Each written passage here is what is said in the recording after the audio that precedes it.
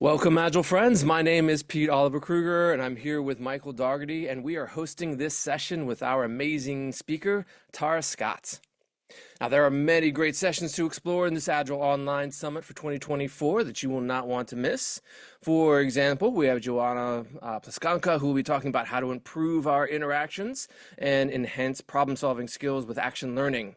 We also have Nicole Spence-Goon, who's going to be talking about how to build innovative teams and develop generative organizational cultures. And that's just on the shift from product to people track. There are a lot more across the entire conference, so please check those out. But our current speaker is going to talk about guts and guile and help you think about what legacy do you want to leave as a leader. Welcome, Tara. Thank you. Thank you, Michael. Thank you, Pete. Pleasure to have you with us. Could you tell everyone a little bit about yourself? Sure. I'm Tara Scott. I currently live in Minneapolis, Minnesota, and I have spent the past 11 years or so in the technology space, working in everything from product to UX, and doing a bit of executive coaching. And 10 years prior to that, I worked in healthcare and spent a significant amount of time in mental health care, which is kind of how I started braiding together both behavior and the work that we do together, and what does it mean to really show up authentically. So, guts and guile, what legacy do you want to leave as a leader is the title of your talk. That sounds very significant. Why did you choose that topic? So guts and guile is actually a quote from Elizabeth Taylor, who I adore as a human being. She's very complex. And she was quoted once by saying, now is the time for guts and guile, when she was going through so many hardships. And I think that as the work world for us has evolved since 2020, we have been faced with all of these new challenges of, are we all going back to work in the office? Are we doing hybrid work? Are we completely working remotely? And what does that mean for us as leaders? How do we show up for our people and be genuine and be vulnerable, and also recognize that there are challenges we're going to have to face in those leadership roles? But you can do this with kindness, with empathy, while also being able to rise to the occasion of the challenges that we have. So that's kind of where the title came from for me.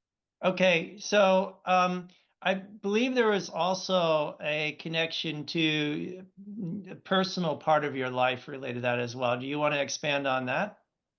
For sure.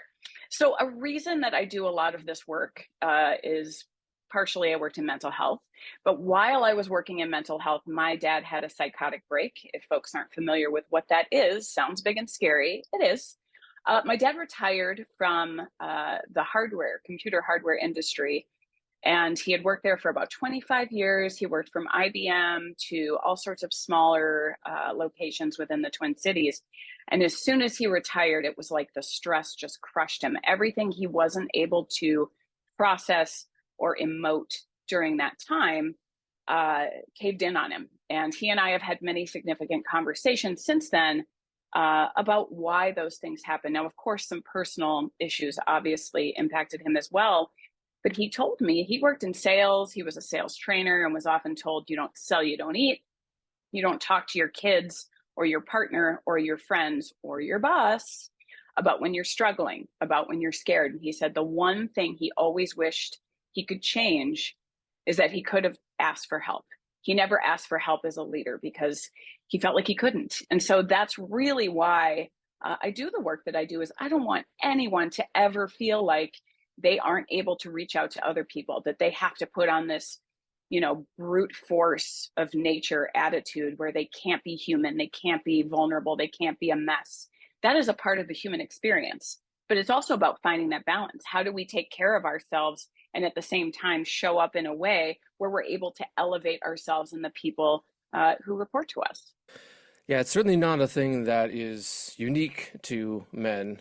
And it doesn't apply to all men, but there is this kind of unwritten rule that you don't talk about your emotions, or you don't talk about the problems, even with, or probably especially with other men, which is really kind of hard to get over. Is this a thing that is mostly about or for men, or is this thing that's something a little bit more universal as far as how you approach it? For me, it's universal. I actually, a lot of the work that I've done in the past decade with leaders is working with women who won't have an off switch because they feel like they can't. It's trying to keep up with the keeping up. And quite honestly, the systems that were created weren't created for women, and we exist inside of them. So we've got men who feel like they're not able to